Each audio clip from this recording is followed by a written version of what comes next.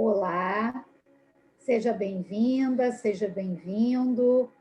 Iniciamos agora a aula 2.6, a importância da supervisão clínico-institucional para o acompanhamento dos casos de saúde mental da infância e adolescência no estado do Rio de Janeiro.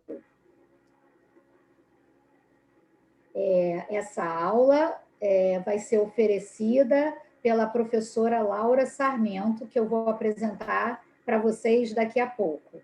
Eu sou Kátia Van Stock Alves de Santos, apoiadora institucional da Coordenação de Atenção Psicossocial, da Superintendência de Atenção Psicossocial e Populações Vulneráveis, da Secretaria de Estado de Saúde do Rio de Janeiro. Eu serei facilitadora dessa aula. Então, a aula vai ser oferecida pela Laura Sarmento, que é psicóloga, mestre em psicologia clínica pela PUC-Rio, especialista em saúde mental e psicanálise pela UF, doutoranda em terapia psicanalítica pela UFRJ,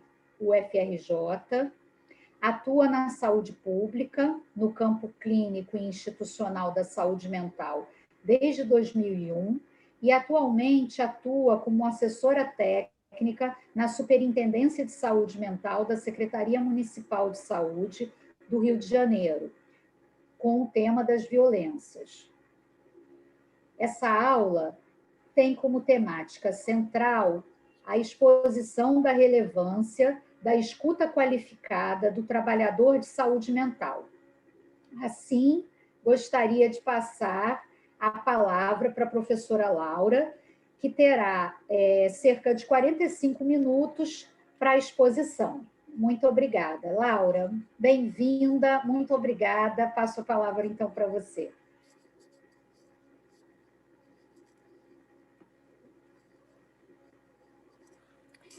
Obrigada, Kátia. Queria agradecer o convite. É uma oportunidade para mim falar sobre a supervisão clínico-institucional, que é uma prática que eu tenho, a experiência por ter sido supervisora de 2 CAPCIs aqui no município do Rio de Janeiro, além de ter sido também supervisionada num CAPCI que eu trabalhei em Niterói. Então, a minha experiência como dos 2 lados, né? Como uma prática de CAPCI, né? Que fui durante alguns anos, e depois essa função que eu ocupei em 2 CAPCIs. Então, acho que é uma oportunidade poder fazer essa fala para vocês, essa aula. Eu espero poder ajudá-los a entender de onde vem esse dispositivo, né? O que a gente tem de especificidade desse dispositivo para criança e adolescente, né? E trazer alguns fragmentos de situações, de falas de equipe, né? E vou falar também um pouco de como é que a supervisão clínico-institucional se dá no município do Rio de Janeiro, né? Como ele se organiza. E aí eu vou trazer alguns fragmentos clínicos que, à medida que eu fui fazendo essa apresentação, eu fui imaginando que talvez esses fragmentos possam dialogar com situações que vocês vivem no cotidiano dos serviços, né, e que eu acho que podem ser também uma ferramenta legal de discussão entre vocês nos fóruns que eu entendi que vão acontecer a partir das aulas gravadas. Tá? Para mim é uma pena não poder fazer essa troca com vocês ao vivo, mas espero poder contribuir para que a discussão seja rica. Eu vou começar o compartilhamento da tela. Eu peço desculpas a vocês pela qualidade da minha apresentação, porque eu fiz de uma forma assim bastante ligeira, mas eu acho que o que importa aqui é o conteúdo, então vamos trabalhar um pouquinho. Vou compartilhar a minha apresentação com vocês. O tema, né, a importância da supervisão clínica institucional no acompanhamento dos casos de saúde mental da infância e adolescência. É importante a gente saber o histórico disso, porque a supervisão ele é um dispositivo tradicionalmente ligado às práticas médicas. A tradição médica tem essa prática de discussão de casos, né? A própria psicanálise também tem esse dispositivo, e outras derivações do que vem da tradição médica colocam isso. Só que a supervisão nos dispositivos de saúde mental trazem especificidades. Vou trazer para vocês, assim, porque é um dispositivo, primeiro, esse nome, né? Clínico e institucional. Uma coisa atrelada à outra, né?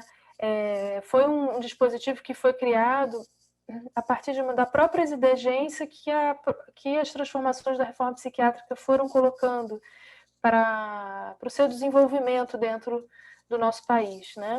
Todo mundo sabe que a reforma começou na década de 80 e as transformações que foram se dando no sentido da construção da Lei 10.216, que regulamenta os CAPs, e a sequência disso, o estabelecimento dos serviços extra-hospitalares, não manicomiais, foram trazendo uma mudança na prática de cuidado à população afetada com transtornos mentais ou em grave sofrimento psíquico, né? Tanto aqueles que estavam há muitos anos internados, né?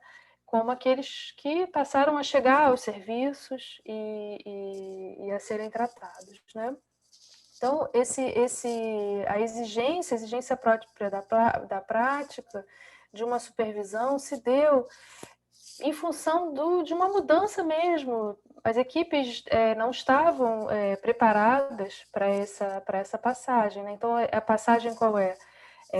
De um tratamento asilar, que confinava a loucura, para um tratamento psicossocial no território, que queria ouvir a loucura, que se interessava pelo que aquelas pessoas tinham a dizer sobre o que sofriam e que se interessava em construir com as próprias pessoas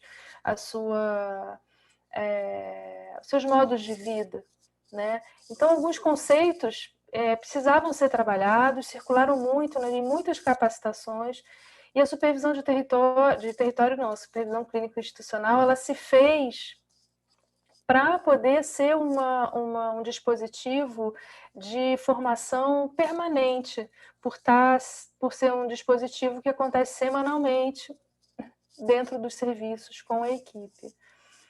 Nessa ocasião, no final da década de 90, quando os CAPs começaram a se constituir e a redução de leitos psiquiátricos a acontecer, alguns conceitos foram muito trabalhados, e quem é um pouco mais antigo na reforma psiquiátrica trabalhou muito esses conceitos. Eu acho importante mencioná-los, que hoje em dia a gente vê esses conceitos assim sendo ditos quase que como se fossem naturais. Mas isso não foi. Eu acho que teve um esforço grande de muitas pessoas que estavam trabalhando e pensando a reforma psiquiátrica para problematizar alguns conceitos, né, que são base do cuidado e saúde mental, né? Os conceitos de rede, de território, de autonomia, de desinstitucionalização. São conceitos que hoje a gente ouve assim, mas que é importante a gente se interrogar sempre sobre eles. E eles estão no cotidiano do trabalho, quando a gente vai se reunir com as equipes, sejam elas da atenção primária ou dos CAPs, né, da RAPs, sempre aparece isso. O que é fazer rede? O que é trabalhar em rede? Quais são os desafios de um trabalho intersetorial? O território, por exemplo. A gente fala território assim, circunscrito a um determinado bairro, a uma cidade. Mas nessa ocasião, muitos autores problematizaram essa questão do território, falando de territórios subjetivos, né? Então, recentemente eu vi uma notificação de violência de uma mulher que mora aqui numa região do Rio, mais para a Barra da Tijuca, mas as notificações dela só acontecem na 21, que são na Zona Sul. A gente foi investigando a história dela, ela tem uma história muito mais forte na Zona Sul, o território subjetivo dela é muito mais a Zona Sul do que a Barra. Então, essa ocupação da cidade, a ocupação do espaço, ela fala muito das inscrições e dos laços que esses usuários têm. né? Então, essa questão do território ela é muito importante nesse aspecto individual e também coletivo, né? Para a gente entender o que aquele bairro oferece, né? Quais são os desafios daquele bairro, daquela região da cidade, as áreas que são mais vulneráveis, que características, que tipos de transtornos na vida das pessoas esses territórios trazem, né? Então, esse aspecto subjetivo da nossa relação com o espaço, né? Quando a gente, por exemplo, pensa na autonomia, né, como leigos, a primeira coisa que a gente pensa é numa liberdade, né? Você fala, o sujeito sai do hospital e vamos construir a autonomia dele poder se virar na vida, né? Mas a gente viu na prática, nos processos de desinstitucionalização, como que isso pode ser uma convocação muito difícil dos usuários responderem, né? E à medida que a gente foi avançando nesse trabalho, foi vendo que a autonomia não é a ausência de laços, ao contrário, trabalhar a autonomia é trabalhar essas formas de vinculação com pessoas e coisas, né? Então, como que é importante a gente problematizar esses conceitos para não ir direto para eles, assim, porque às vezes o senso comum nos confunde. Então, quis trazer para vocês um certo resumo desses aspectos para a gente poder entrar nas questões da infância. E desinstitucionalização, eu acho que é um termo também que hoje tem um campo desins, né? A gente tem um trabalho intenso com a população que precisa retornar, né? É o pilar da reforma psiquiátrica brasileira, é a desinstitucionalização, é a origem de tudo, né? É uma questão que eu acho que é muito importante da gente discutir para todos os casos, que é essa, né? Você está fora do hospital, isso implica necessariamente você prescindir do institucional, de algum tipo de organização para onde você está inscrito, né? Como é que a gente pode acompanhar os casos, considerando que novas formas de ser e estar na cidade impõem outros desafios, não aqueles dos manicômios, mas outros, né? Então, nesse sentido, o debate entre o cuidado e a tutela é muito, muito presente, porque a gente pode, nesse afã de cuidar, tutelar e impedir que aquele usuário, aquele paciente possa ser agente, né, da inscrição dele nessa organização social que é a cidade, né?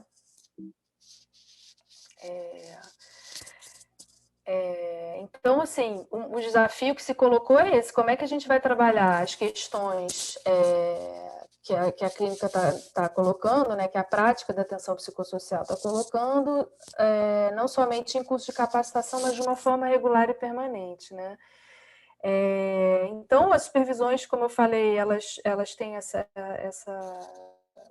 origem assim mais médica, mas no âmbito do SUS elas acontecem no território, em grupo, com as equipes, submetidas às transformações, né, e às direções de trabalho que a saúde mental, de uma forma mais macro, vai trazendo e vai tendo que sofrer ao longo dos anos, em função do próprio desenvolvimento e de atravessamentos políticos que a gente, por estar no SUS, a gente está submetido, né?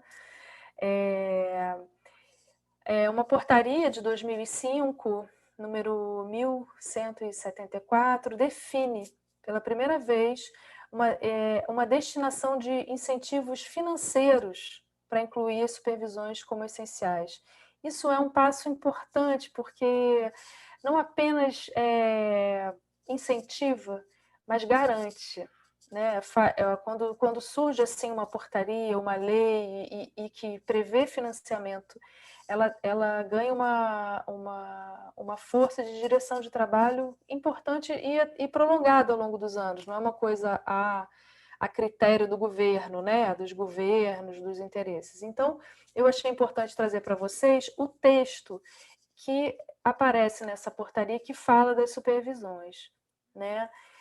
São definidas como o trabalho de um profissional de saúde mental externo ao quadro de profissionais dos CAPs, com comprovada habilitação teórica e prática, que trabalhará junto à equipe do serviço durante pelo menos 3 a 4 horas por semana, no sentido de assessorar, discutir e acompanhar o trabalho realizado pela equipe, o projeto terapêutico do serviço, os projetos terapêuticos individuais dos usuários, as questões institucionais e de gestão dos CAPs e outras questões relevantes para a qualidade da atenção realizada. Dentro desse texto, eu escolhi falar um pouco do que é esse estar fora, né? Esse alguém externo ao quadro da equipe, né? Eu já ouvi, né, em alguns, assim, nos corredores, que é um lugar muito importante no serviço. A Rádio Corredor é riquíssima. Como é que o supervisor sabe disso? Ele está fora do cotidiano, ele não conhece os casos, né? Então, assim, a gente não é porque a gente não está no dia a dia do trabalho que isso impede a gente de poder oferecer uma função que vai dar lugar, que pode, justamente porque está fora do dia a dia do trabalho, se oferecer uma escuta que pode propiciar que certos impasses apareçam. Se eu tivesse, por exemplo, como supervisora no cotidiano da equipe, certamente eu viveria uma intimidade entre os pares do serviço que não me permitiria, às vezes, fazer algumas intervenções. Como supervisora eu posso, porque eu não estou lá no dia a dia, né? Então, existe uma coisa que é muito exigido do supervisor nessa escuta, que é uma imparcialidade, não tomar partido, poder ouvir cada um, né? E eu acho que esse aspecto da supervisão não é fácil estar ocupando esse lugar, porque a supervisão ela não se garante essa função, né? Porque função ela é alguma coisa que opera. Eu entendo a instituição como se fosse uma engrenagem, sabe? Todo mundo tem as suas peças. Se tira uma peça, a coisa emperra, né? Então, a função da supervisão é uma para a coisa funcionar. E tem a ver com o fato de que, estando ali, algumas coisas que estão ali no rádio corredor, que estão ali no cotidiano, às vezes impedindo, às vezes numa relação difícil com o território, que são faladas, mas não são tratadas. O fato de ter essa função permite que essas coisas possam aparecer para a gente trabalhar, né? E isso não se faz por decreto. Não é raro a gente ter casos de supervisor que é nomeado como nessa função, você é supervisor, e a supervisão não opera. Então, esse é um desafio muito grande para todos os supervisores e é um desafio cotidiano. Eu sempre que eu vou dar supervisão de serviço, eu fico com muito frio na barriga. Dá muito medo, porque é muita coisa que a gente recebe, de demandas, de coisas difíceis que a gente tem que manejar, de desconfianças, e os casos são muito difíceis, né? Tem uma certa expectativa de que a gente possa dar as respostas, né? Assim como tem a expectativa de que, bom, quero levar um caso para o CAPSI, eles vão, sei lá, de uma escola, eles vão trazer as respostas. É um pouco também parecido isso que acontece, né? Como que é importante ter também um lugar para endereçar essas questões, né? Porque se não tivesse a supervisão, não teria esse lugar para falar dessas questões, né? Então, não adianta só nomear, né? E precisa operar. Às vezes, se isso não acontece, pode até atrapalhar, né? Um funcionamento de uma equipe. E às vezes o supervisor precisa sair, trocar, né? A gente sabe de casos, por exemplo, de supervisores, e eu vou dizer casos, mas eu acho que sempre isso está presente em qualquer trabalho de supervisor, né? Mas assim, qual é a diferença do supervisor e do gestor do CAPES, né? O supervisor vai dizer o que a pessoa vai fazer, vai organizar o serviço. Qual é a diferença? Eu acho que isso é muito importante. Às vezes tem casos, né, de supervisor e gestor que começam a ter uma certa rivalidade, também é um outro impedimento. Então, o manejo desse laço de trabalho com cada um da equipe, com a função de cada um, é um desafio imenso, cotidiano, e que a gente precisa trabalhar muito também. Muitas vezes eu mesma precisei de muita supervisão para estar nesse lugar de supervisora, né? E é muito importante o contato com a gestão, tanto a gestão do serviço, né? Eu sempre achei importante ter reuniões específicas com a gestão do serviço, quanto também com a gestão macro, com a assessoria de infância, que vai dando a direção, vai me situando em relação a quais são as pautas que são importantes, os diagnósticos da cidade, isso tudo são instrumentos importantes para o trabalho de supervisão, né? Então, assim, a supervisão ela precisa garantir que a palavra das pessoas circule, que as pessoas sintam que aquele lugar é um lugar que é um lugar que vai poder ajudar nos impasses, né? Não o supervisor, mas o dispositivo. O supervisor precisa ser um facilitador para que aquele dispositivo funcione, né? Então, é o cuidado grande que a gente, como supervisor, não ofereça os encaminhamentos, né? A gente não dê as respostas, mas a gente precisa ajudar a recolher, né? E muitas vezes as questões circulam entre a equipe e o supervisor recolhe para que aquilo possa ser uma construção coletiva, né? De um direcionamento compartilhado. Então, dá uma sensação de coautoria importante também, que eu acho que isso fortalece muito e planta esse aspecto de construção de autonomia também do serviço, né? Que a gente não fique dependendo da figura do supervisor, né? Que muitas vezes isso também pode acontecer. Muito também, a gente também encontra, assim, nos dispositivos de supervisão, alguma tendência, assim, às vezes, uma queixa incessante, né? Porque as condições de trabalho são muito precárias, situações salariais inúmeras vezes impedindo, né, o engajamento dos profissionais, né, a forma como a gestão da secretaria vai conduzindo as coisas, como é que essas famílias, também com essas famílias, né, como é que é difícil com a atenção primária, que encaminha em vez de compartilhar. O conselho tutelar é aquela pessoa que julga, ela não trabalha igual a gente, né? Eu acho que tudo isso é válido e muitas vezes compartilho desses sentimentos de frustração, mas essa posição a gente pode ter que tomar muito cuidado para não fortalecer uma posição assim que é mais impedidora do trabalho, né?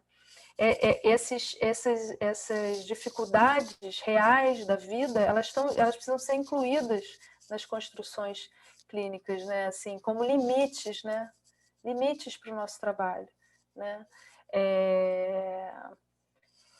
Então, como é que a gente pode... Eu acho que sempre é um desafio a gente escutar isso, acolhendo e, ao mesmo tempo, trazer essa dimensão para a discussão. Então, eu acho que o que nos ajuda muito é essa metodologia que parte das discussões dos casos, que a palavra do paciente nos oriente, porque isso é o que vai nos orientar de dentro desse cenário todo, né?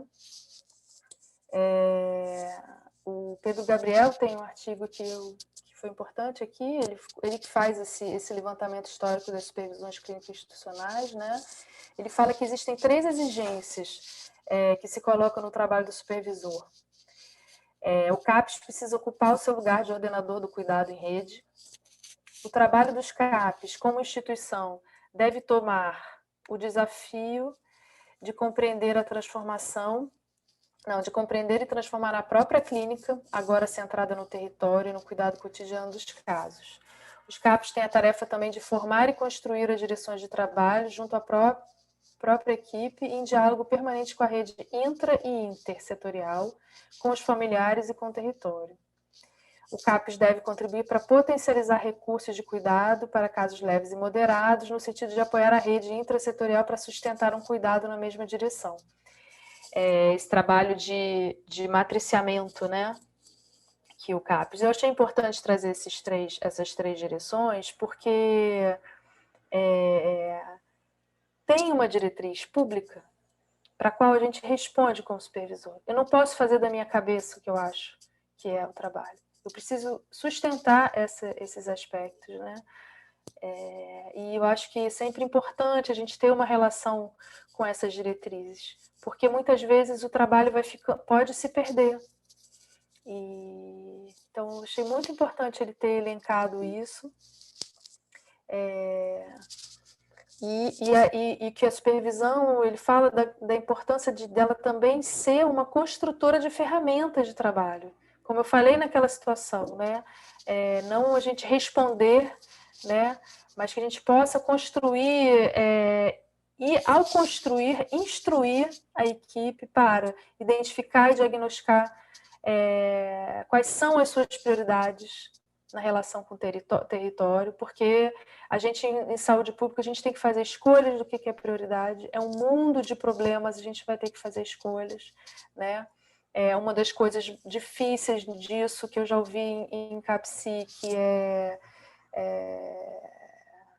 a questão dos casos silenciosos e os casos que gritam, né? A gente tem nos CAPSIs os sintomas mais negativos, mais silenciosos, são gravíssimos, e muitas equipes acabam relatando como que vão deixando de lado essas situações em nome daqueles adolescentes que quebram tudo, que vivem na internação, e como que é difícil, a gente pode construir prioridades por quem fala mais alto, né?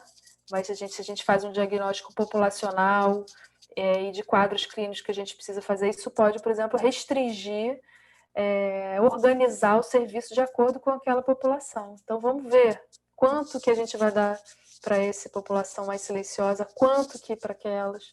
Vamos discutir, vamos pautar sempre, pelo menos um caso desses, né, na nossa supervisão, para a gente fazer uma certa forçagem, para que esse silêncio possa ser rompido, né?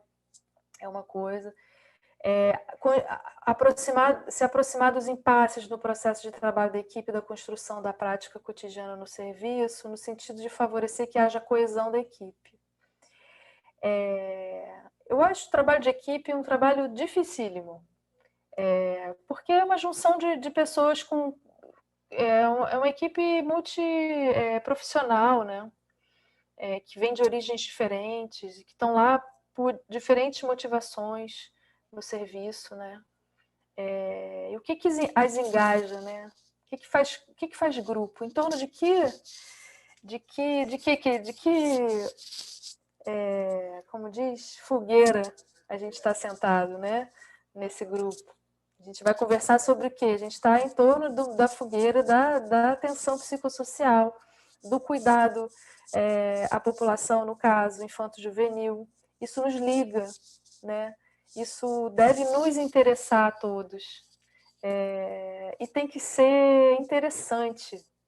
Não dá para ser também por mandato, tem que fazer porque tem que fazer, eu não quero ir no território, mas tem que ir. Isso só provoca mais resistência, né?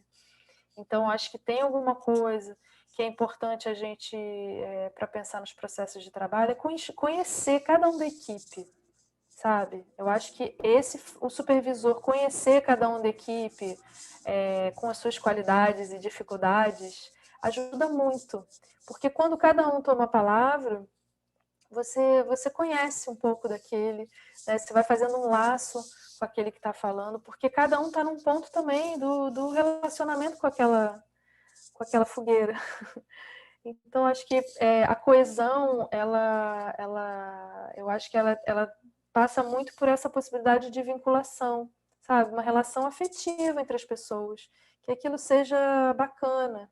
Então, daí é tão importante as festas, os aniversários, né? Os encontros mais informais que acontecem também entre os usuários e a equipe, né? Acho que esses encontros de festas e acontecimentos no território, né? Convidar pessoas que vêm de fora para fazer, são coisas que eu acho que facilitam muito a coesão da equipe, né? Que hajam, porque toda vez que também às vezes acontece também de você ver equipes assim partidas, né? Então, equipe que aqueles que sabem, aqueles que estudam e aqueles que não estudam, né? Aqueles que vão saber falar do caso e aqueles que ficam calados. É um problema isso, né? E muitas vezes eu verificava que eu também podia, na minha escuta, favorecer esses que estudavam muito e silenciar esses outros, né? Então, acho que é um desafio também a gente poder perceber os efeitos do que a nossa escuta vai produzindo naquele dispositivo, né? Então, as pessoas têm que poder falar do lugar que elas estão, de onde elas vêm, assim como a gente fala e faz com os pacientes. E isso é muito difícil, dependendo das equipes. Tem equipes que são muito elitistas, né? Que vão criando essas coisas. Então, é um desafio permanente disso. E outra ferramenta é discutir e construir coletivamente os projetos terapêuticos singulares dos casos, né? Como eu já falei anteriormente. Então, a metodologia, né, de trabalho essencial é a partir dos casos, né? Isso vai falar um pouquinho desse aspecto clínico institucional.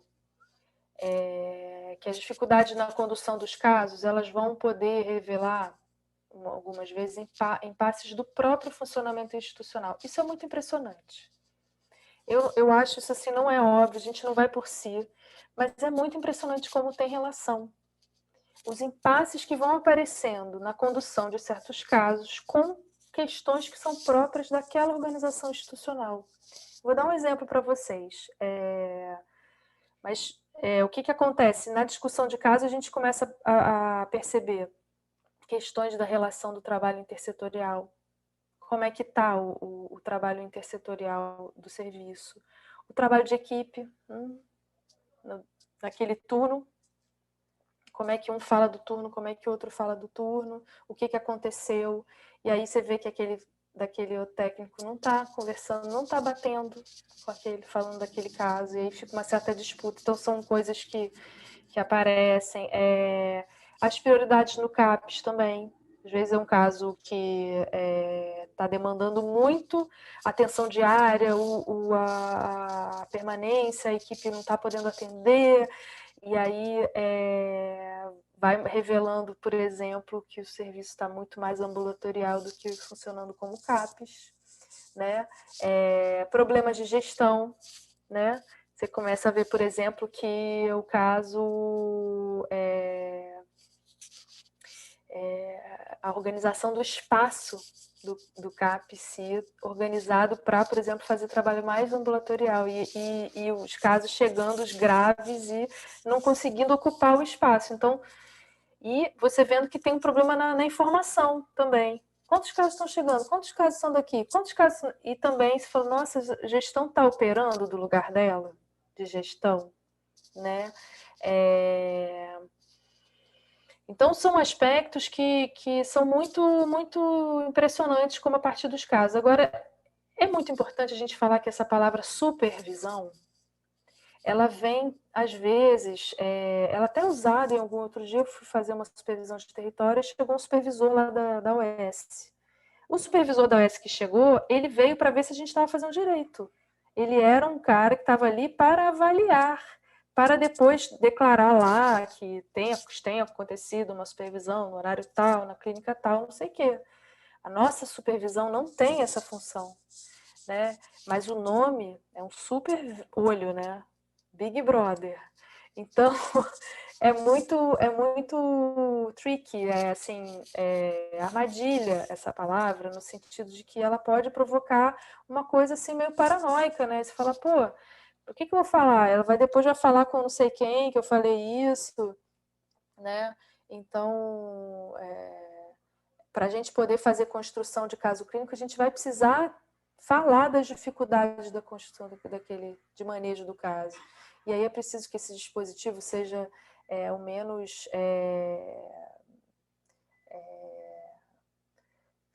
que tenha menos dessa influência mais assim avaliativa, né, assim, do serviço. Por exemplo, esse caso que é o caso que eu queria trazer é uma situação de uma criança E o caso chegou no CAPS, no CAPSI, assim, vai ter que ir para um abrigo desses que vai ficar até morrer, criança de 10 anos, em outro município. E a gestão da secretaria falou assim, não, esse caso tem que ir para o CAPSI, ele é muito grave.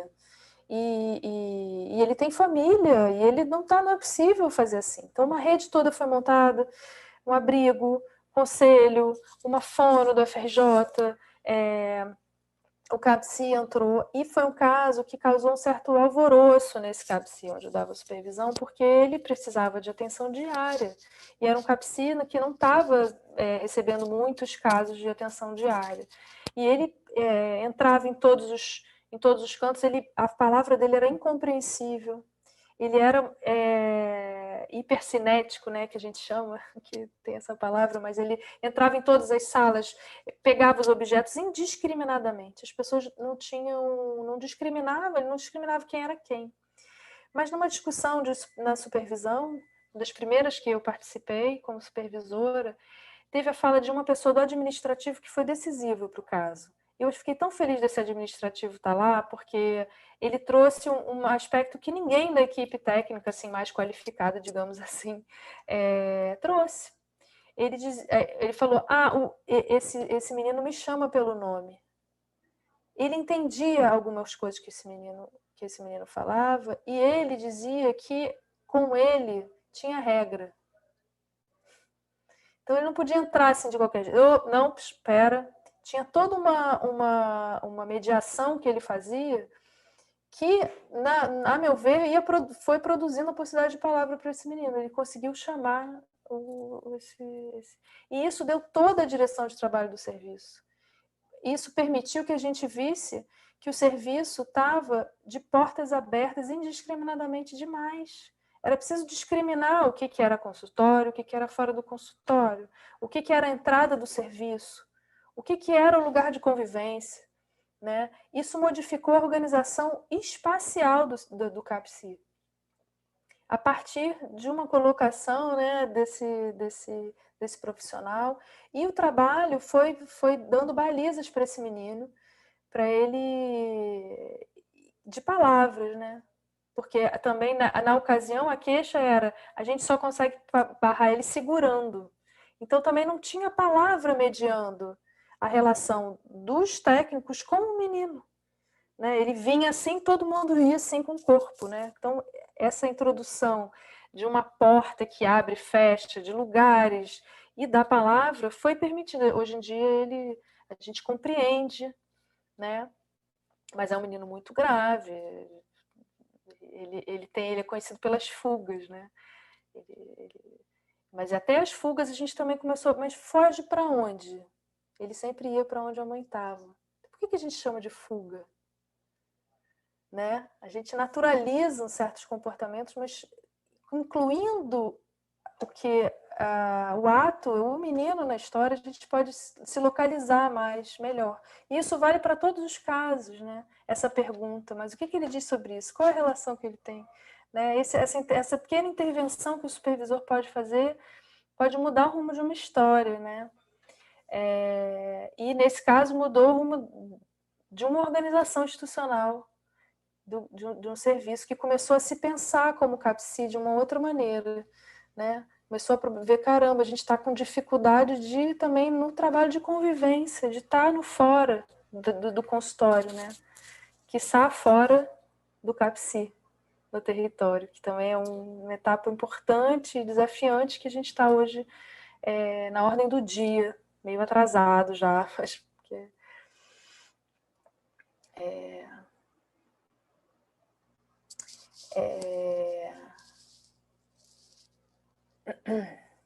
eu coloquei esse título, né, sobre o institucional, né, porque a gente às vezes acha que o institucional é um muro, né?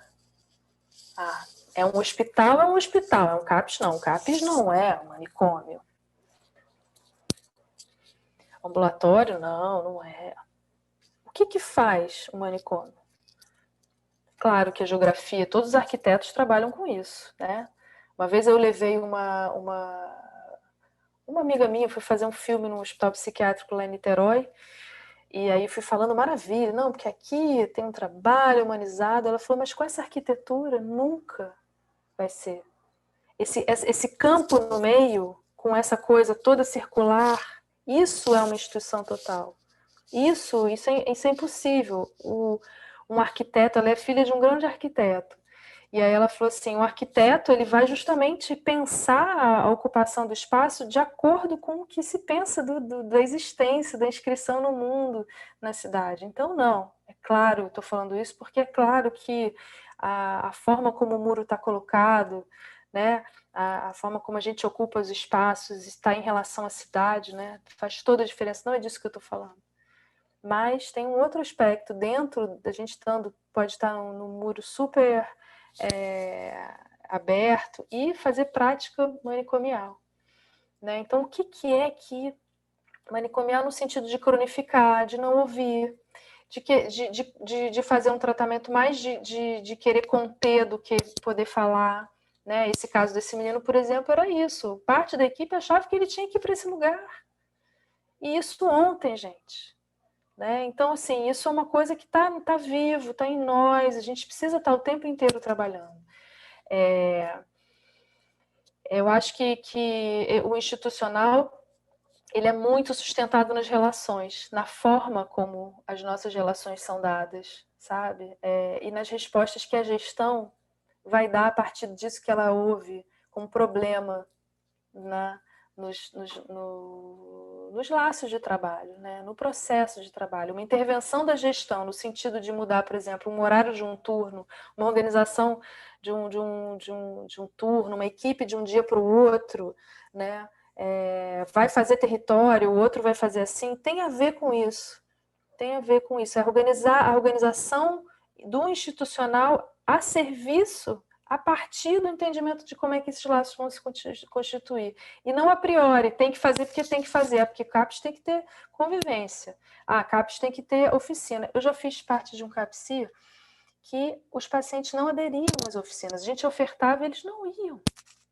Eles não iam, eles não compareciam, a gente tinha tudo, a gente tinha material, a gente tinha espaço, a gente era legal. E nada, eles não iam. E aí a gente falou, cara, o que a gente vai fazer? A orientação que a gente recebeu na época foi insuportável, que foi, vocês vão estar lá, vocês vão ter que esperar por eles. E aí os adolescentes chegavam, porque... E a gente tinha que esperar por eles. E às vezes não era nada, eles eram oi. Era a partir do laço que eles foram fazendo com a gente, é que foi constituindo algum pedido. Tinham materiais que facilitavam bastante, tinha o nosso interesse, o nosso background com oficinas e tal, mas foi difícil, foi duro, a gente teve que aguentar um tempão de não oferecer, mas de aguardar, sabe? Assim, foi muito importante. A gente depois fez oficinas de pipa, de passeio pela cidade, de escrita de camisa, de coisas incríveis aconteceram a partir disso, mas foi sustentado por uma ideia essa, sabe? Vamos partir do que eles trazem e não a gente oferecer, né? Vamos construir essa casa, esse lugar de tratamento a partir do que a gente vai recolhendo, né? Então, assim, eu falei, essa coisa do institucional também tem esse aspecto com a gestão macro, né, que eu já tinha falado, e esse dispositivo de reunião com o coordenador técnico e diretor, para mim foi uma coisa assim imprescindível, porque tem coisas que acontecem de uma semana para outra que é importante eu ter notícia, algumas coisas são antes, sabe, assim, de atritos, de dificuldades, ou às vezes de atravessamentos da própria relação da direção com a gestão macro, que precisam de uma escuta específica, que não é para discutir na reunião, então são coisas assim, questões também às vezes de território, porque a supervisão no Rio de Janeiro, vou falar como é que ela se organiza, algumas coisas acontecem de diagnóstico no território que dizem respeito a problemas do próprio serviço. Então, às vezes, o supervisor traz para a gestão para a gente pensar como a gente vai colocar isso para a equipe. Como é que a gente vai conversar sobre isso, que é uma coisa delicada, que pode ser ouvida como um erro da equipe, mas a gente vai ter que entrar nisso. Então, são desafios do institucional que eu acho que são importantes. No Rio, não, eu botei supervisão do CAPCIES, especificidade da infância. Já foram 40 minutos, eu não acabei. E eu vou continuar a tentar fazer mais rápido, tá? Dizer que, no que diz respeito às especificidades da infância e adolescência, a política, vocês devem ter visto isso em várias outras lives, sobre como foi tardio, né? Foi depois. Aí existe uma certa tendência a aplicar o que se faz para adulto para criança, mas não dá. Não dá, existem especificidades, né? Então, nesse artigo que tem esse levantamento, né, eles falam do por que foi tão tardia, né? Como que é variada a gama dos problemas relacionados à infância, né? E isso é uma coisa que causa algumas resistências de trabalhar mesmo. A questão também diagnóstica da infância e adolescência é diferente, né? Tem uma plasticidade maior, a gente precisa trabalhar muito mais numa suspensão, né, das certezas diagnósticas, as hipóteses são muito mais operadoras do que se a gente fecha um diagnóstico, né? Tem também uma sintomatologia muito variada, tem alguns quadros que aparecem mais na infância, com clareza, outros que só vão aparecer na adolescência, tem quadros que vão ter um percurso diferente da infância para a adolescência. Existem também uma sintomatologia muito própria, por exemplo, nas psicoses, nesse campo, que não são da mesma forma que com os adultos. Então, o conhecimento dessas características são muito importantes. Essa questão da intervenção a tempo, nos casos de suspeita de questão de risco de desenvolvimento, são coisas muito importantes da prática, né? A gente poder fazer uma intervenção a tempo para reverter alguns quadros, considerando a plasticidade da infância, né? Do desenvolvimento, né? A gente poder intervir nesse campo é muito incrível o que pode acontecer nesses casos, e como que é importante o papel do CAPCI nesse papel de ordenador da rede, fazer um trabalho junto à atenção primária, a puericultura, o cuidado dos primeiros cuidados da relação da mãe e do bebê, são coisas muito, muito específicas e que muitas formações não dão conta disso. Então, às vezes, você vê profissionais que vão aprender isso na prática, vão entrar no CAPCI e a supervisão precisa estar muito avisada dessas questões. Por isso que você vai ver supervisor de infância e adolescência tem sua especificidade. Às vezes, você não tem supervisora que não se autoriza, não tem mesmo esse conhecimento, que é importante ter para poder sustentar essas especificidades na prática, né, das equipes.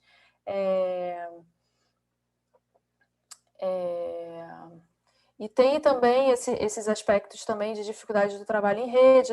A infância e adolescência foi muito delegada para a educação e para a assistência social, né? Então, a gente vê até hoje, assim, discrepâncias, por exemplo, de situações de adolescentes com problemas de condutas só na justiça. Ou crianças que estão com problemas de aprendizado, que têm situações de violência que estão só com a escola, né? Então, esse trabalho que naturaliza, às vezes, assim, né? A sociedade naturaliza. Não, tudo bem, está ali, não, mas precisa de um trabalho intersetorial, essas situações, né? Por que precisa? A gente precisa identificar esses problemas psicossociais para construir fatores de proteção, né? E cada um do seu mandato. Acho que sempre o desafio intersetorial é esse, assim, você trabalhar com o diferente, contando com eles na diferença deles. Porque toda vez que a gente vai fazer um trabalho esperando que o parceiro faça o que é o nosso trabalho, a justiça tem o mandato dela, a escola tem o mandato dela. Então, quando a gente se orienta na reunião intersetorial, que os casos mais complexos precisam de trabalhar todo mundo junto, se falando direto, para poder, aconteceu isso, são casos que dão muito trabalho, né? E às vezes a gente ouve assim, o CAPCI está tão vazio, né? Tem menos casos do que adulto, mas um caso, a quantidade de gente que é mobilizada para dar conta daquela situação faz diferença isso no cuidado, né? Importante a gente falar do trabalho com a família, né? Porque muitas vezes eu já ouvi de CAPCI, de equipe de CAPCI dizendo assim, não, eu não vou trabalhar com a família. o menino está ótimo, mas eu não quero trabalhar também com essa família. Por mim, eu tirava a família e deixa só o menino. Eu já ouvi isso mais de uma vez. E é muito impressionante, assim, como que as dificuldades que aparecem nas supervisões, e que às vezes o CAPSI é pedido do CAPSI a especialidade, o CAPSI vai sentir na pele a mesma coisa que a escola está sentindo, a mesma coisa que a justiça também sente na dificuldade com aquele caso, né? O que vai fazer diferença ele estar no CAPSI ou não? A gente não vai solucionar nem o diagnóstico é tal, a conduta é tal. Não, isso é o que se espera normalmente. Mas o que a gente pode fazer é uma certa construção de um entendimento daquele sofrimento, uma história, trabalhar com as lacunas das falas. Às vezes a gente tem muito na clínica com criança e adolescência, muita falta de fala, né? Muitas lacunas. O estagiário, né? É muito comum, residente. Eu só fico brincando, eu não estou fazendo nada. Né? Esse trabalho com a brincadeira, essa palavra que se dá no corpo, são coisas que exigem leituras, e são leituras baseadas muito em hipótese. Como a mãe que está lá com o bebê chorando e faz a hipótese, eu acho que é fome, eu acho que... E é uma tentativa e erro, pode ser que seja, mas não é. Essa experiência de um pouco angústia, mas que precisa de uma aposta, é o nosso cotidiano na clínica com adolescentes, né? Da gente não esmorecer. E tem tudo para a gente esmorecer, tudo, porque são casos muito difíceis, enfim. Então, a gente, na atenção com criança e adolescente, a gente precisa incluir as falas de cada um, mas não apagar o que foi falado daquela criança, daquele adolescente, como o que diz dele só. Ele também tem o que dizer, mesmo que seja uma palavra, mesmo que seja um gesto, um olhar quando você falou alguma coisa. É ele se colocando em relação. Então, às vezes você vê nas discussões as pessoas falando assim, do que a mãe falou como se fosse a verdade daquela coisa. Não, é uma construção de um retalhos, uma coxa de retalhos que a gente vai recolhendo para poder estar próximo daquela situação e acompanhar. Isso é a especialidade. E a gente poder transmitir isso no compartilhamento do cuidado através de matriciamento e apoio ao intersetor, né?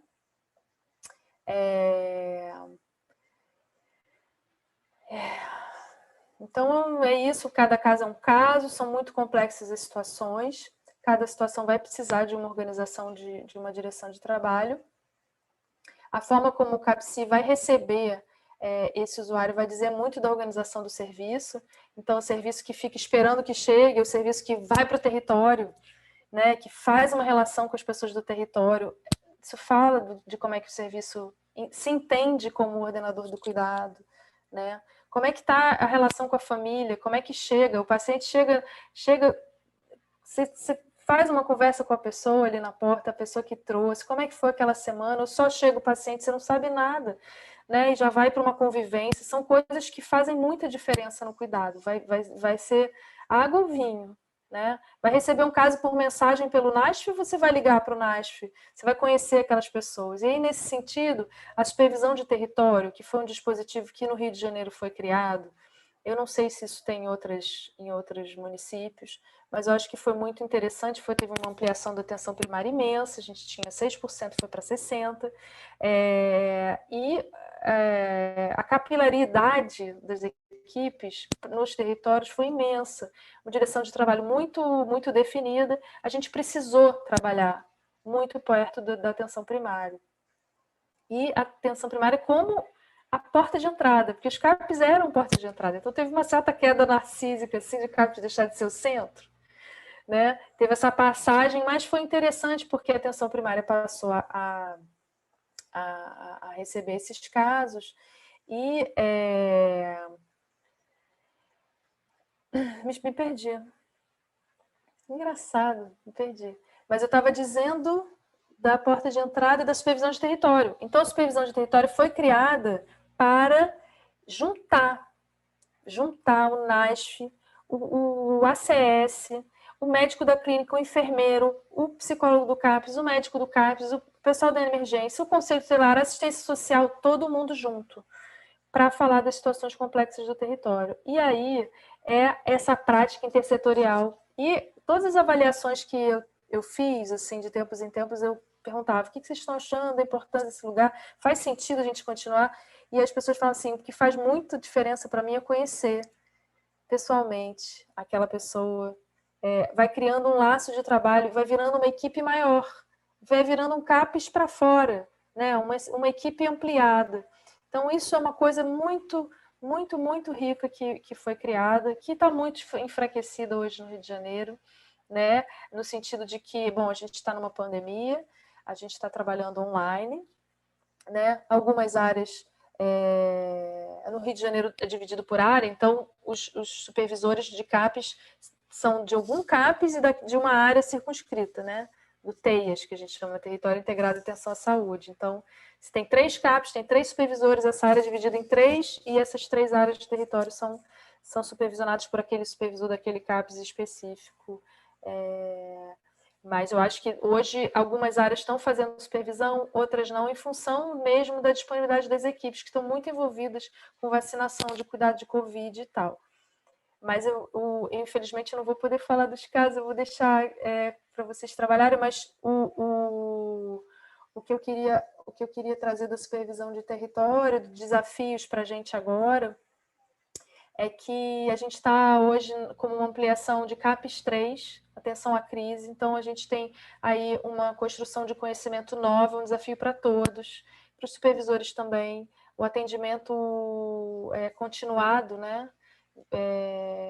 O trabalho de base territorial é um trabalho que tem isso como diretriz, mas a gente verifica que tem muita dificuldade das equipes de ocuparem, fazerem o cuidado a partir do território e não a partir do CAPES, né? Essa escuta para o território, para construir o cuidado do CAPES, ainda é um desafio muito grande mesmo, né? Isso faz eu às vezes refletir sobre se a supervisão de território precisa ser nesse formato, sabe? Porque existem dispositivos que a própria atenção primária faz para discutir casos super cabeludos, que eu acho que a supervisão poderia ir para lá, em vez de ficar esperando que venha. E eu acho que a gente também está com essa pauta, né, das determinações sociais do sofrimento psíquico, pautas que a gente silenciou por muitos anos, né, e que agora os movimentos sociais estão trazendo à tona, a própria população, o protagonismo dos usuários hoje está. Então, eu acho que o supervisor também, assim como todas as equipes, está sendo chamado a ocupar o território de uma outra forma, com uma escuta que inclui outros elementos, né, para a gente construir o cuidado. Então, eu deixo aqui esse pensamento também para a gente pensar o momento que a gente está hoje na reforma, né? Começou em 90, com aquele momento a gente está hoje com os desafios da supervisão, tá? Pena a gente não poder falar dos casos, depois eu de repente passo para a Kátia, pode ser uma chance de debate, tá bom? Muito obrigada. Nossa, super obrigada, Laura. Muito obrigada. Acho que você trouxe muita coisa muito importante, né, na tua aula. Passou pela história aí da supervisão, os princípios, passou por questões que tenho certeza, né? Os profissionais que estão fazendo esse curso vão se identificar e trouxe também informações importantes, né, para a intersetorialidade, que também vai estar fazendo esse curso, né, para os familiares em relação a esse dispositivo da supervisão clínica institucional. Eu acho que você já falou, mas eu queria te perguntar. Eu acho que você já falou dos desafios, né? Mas eu queria te perguntar se você, assim, para você, hoje, qual é o maior desafio, pensando na supervisão clínico-institucional e pensando no cuidado aos autistas? Porque já que esse curso ele tem, né, ele está voltado aí, né, para atenção à saúde dos autistas, seus familiares, aí eu queria te perguntar isso hoje, pela tua experiência, tanto como supervisora, quanto com autismo, que eu sei que você tem.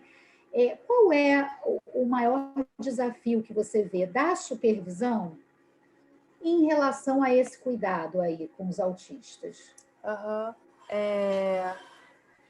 Uma pergunta super importante, né? Obrigada por ela. Eu acho que a supervisão, assim, eu acho que a saúde mental ela foi muito marcada por um certo conjunto de saberes que embasaram a clínica do autismo. Um conjunto de saberes que foi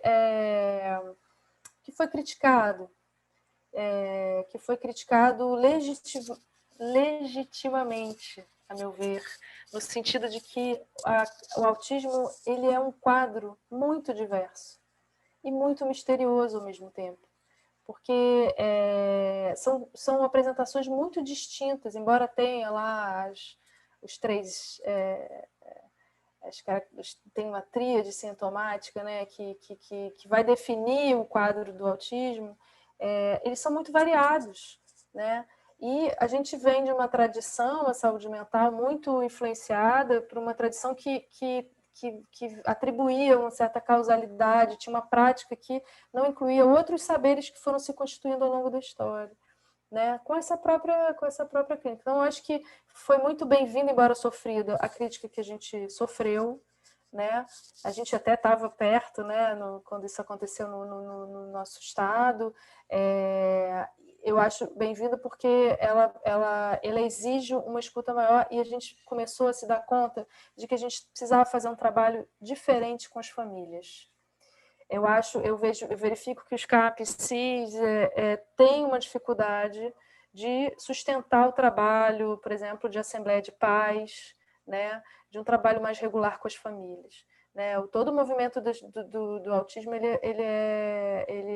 tem uma força enorme às famílias, porque é de um sofrimento muito grande e que o trabalho essa cooperação de quem é usuário, esse contato de um com o outro, isso precisa avançar na reforma psiquiátrica. E eu acho que o movimento das famílias de autistas provocaram isso em nós. Isso foi muito importante, isso é importante. Então, por exemplo, na supervisão eu já ouvi, não vou fazer, a gente não faz assembleia de pais porque eles não aderem. Então, a reflexão sobre o que a gente tem a ver com isso é muito importante.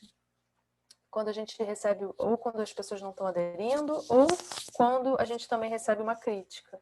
Então, como na supervisão, eu acho que pode ser um lugar para a gente poder pautar essas questões, né? Trabalhar essas questões. E aí, no caso do autismo, então uma outra crítica que a gente recebe é que não precisaria de ser um lugar específico, né? Um lugar de tratamento específico para isso. Mas isso entra em contradição com relação à questão da inclusão, né? E também o problema, por exemplo, até do fechamento diagnóstico. Se a gente já faz uma classificação de autismo muito precoce, você pode já fechar o sujeito num quadro que ele pode se desdobrar em outro. E a relação com outros diferentes também pode ser interessante. Agora, eu acho que a gente pode receber essa crítica tentando, talvez, trabalhar as especificidades desses quadros, que tem especificidade. Existem saberes, às vezes, mais organicistas, que a gente precisa conhecer, de pesquisas mesmo, mais que falam de movimento de corpo, de neurologia, que a gente pode, plasticidade neuronal, de epigenética, são interessantes a gente conhecer, para poder dialogar, para não fazer oposição de cara, porque oposição para quê? Né, as pessoas estão fazendo cada um o seu percurso em relação para lidar com aquela situação, né?